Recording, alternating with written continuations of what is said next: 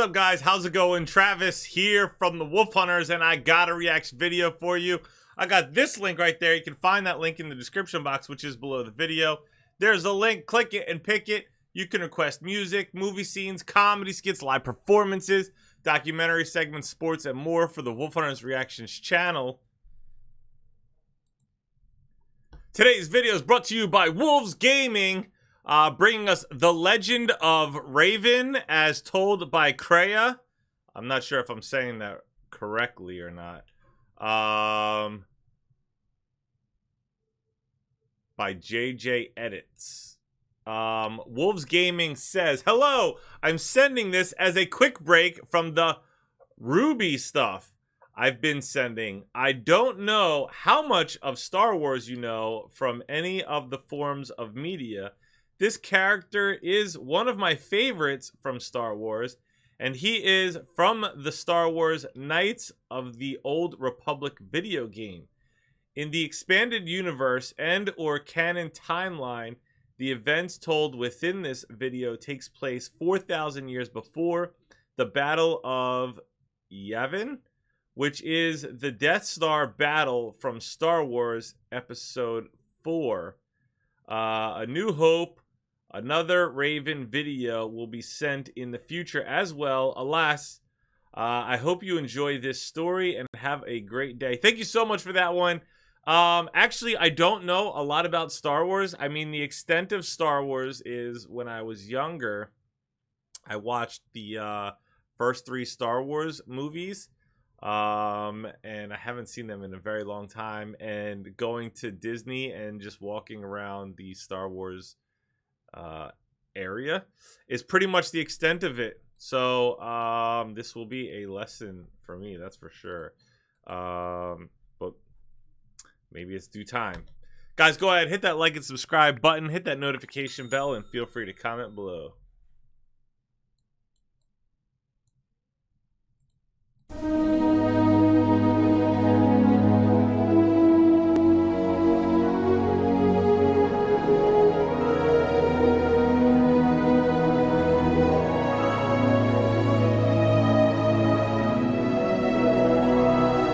Oh, the soundtrack.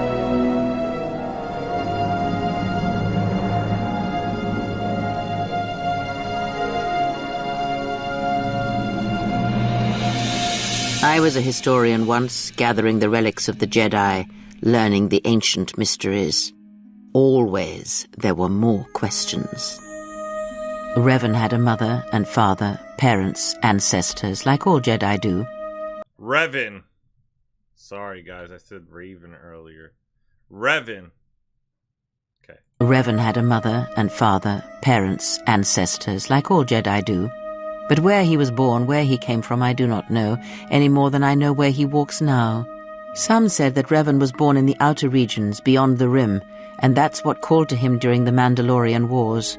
And after, it was the call of home. And when he awakened to his potential, I was there to see it. At one time, Revan was my Padawan, in times past, long ago.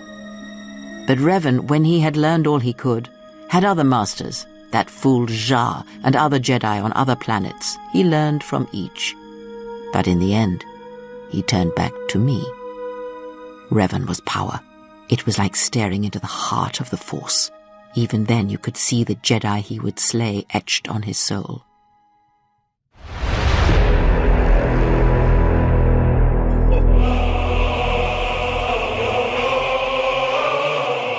That's an epic shot right there. Wait, I want to see that again.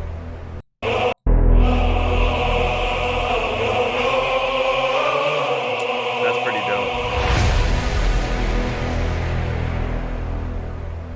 Almost a decade ago, the Mandalorians began preying on the Republic, bringing the fires of war to many planets along the Outer Rim.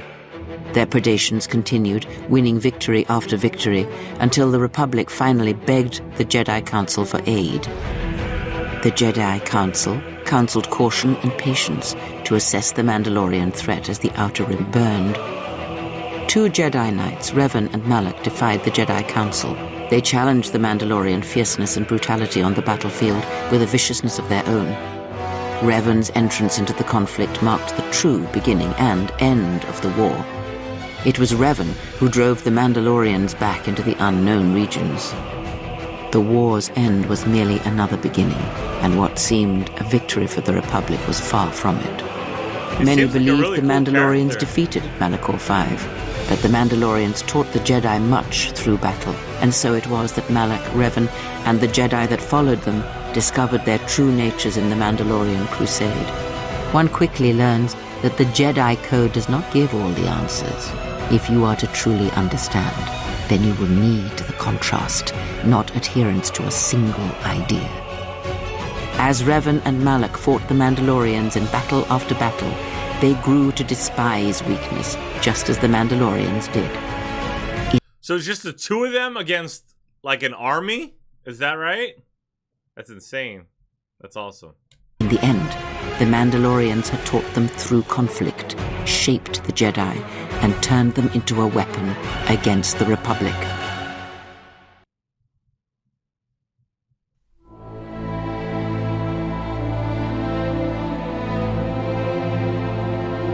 Revan and Malak, and all the Jedi that served them, turned against the Republic and the Jedi Order. Jedi fought Jedi. Revan was ambushed by the Jedi and captured. Malak continued to wage war in his master's place, inflicting terrible wounds on the Republic, wounds that bleed still. The resources of the Sith seemed limitless, the Republic's was not. Fleets of warships, soldiers, and people were lost.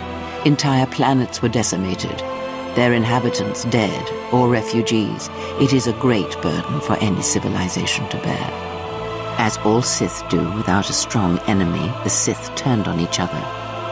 Revan escaped the Jedi and returned to finish Malak, and that was the end of the Jedi Civil War. The Jedi Civil War destroyed the Jedi. By the war's end, barely 100 Jedi remained. Many fell in battle, and many more were seduced by Revan's teachings. Many Jedi blamed the teachings of the Jedi Masters for Revan's fall, and the civil war that followed. These Jedi turned from the Jedi Order and set out to find their own truth. No one knows where these lost Jedi travel now. After defeating Malak, Revan left the Republic, and there are none who know where he has gone.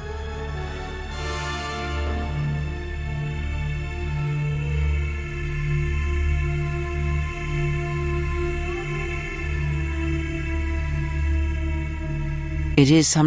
This is a neat introduction, but at the same time, it's like a overwhelming amount of information for somebody that's like brand new to this. Sometimes difficult to find the truth in the Jedi Civil War. Was it the Republic that defeated Malak, or was it Revan? If it was Revan, then the Republic was never truly tested. A culture's teachings, and most importantly the nature of its people, achieve definition in conflict. They find themselves lacking. Too long did the Republic remain unchallenged. It is a stagnant beast that labors for breath and has for centuries. The Jedi Civil War left wounds that have yet to heal. We shall see if the Republic has the strength to survive. You see, the war, the true war, has never been one waged by droids or warships or soldiers. They are but crude matter, obstacles against which we test ourselves. The true war is waged in the hearts of all living things, against our own natures, light or dark.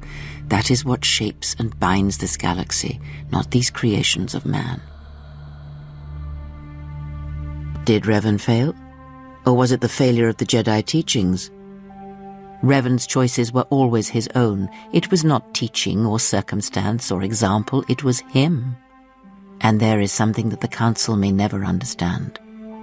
That perhaps Revan never fell. The difference between a fall and a sacrifice is sometimes difficult, but I feel that Revan understood that difference more than anyone knew. The galaxy would have fallen if Revan had not gone to war. Perhaps he became the Dark Lord out of necessity to prevent a greater evil. I do not believe that... That's such a good lesson there. The difference between a fall and a sacrifice. Wow. That is like... That's the most powerful thing I think I heard this year. That's pretty dope. The Jedi Council changed Revan, as they claimed. They merely stripped away the surface and allowed the true self to emerge again, someone who was willing to wage war to save others. But that is my belief, since I knew Revan from long ago, as a master knows their apprentice. Wow. Guys, go ahead, hit that like and subscribe button, hit that notification bell, and feel free to comment below. Looks like I got a lot of homework to do to catch up on all that information. And time to get to it, I think. I think it's about due time for that. Thank you so much for watching. If you guys enjoyed hanging out, like and subscribe. Check out this link below to request your own reaction video. Stay tuned. Stay positive. Love you guys. See you next time. I just wanna pay my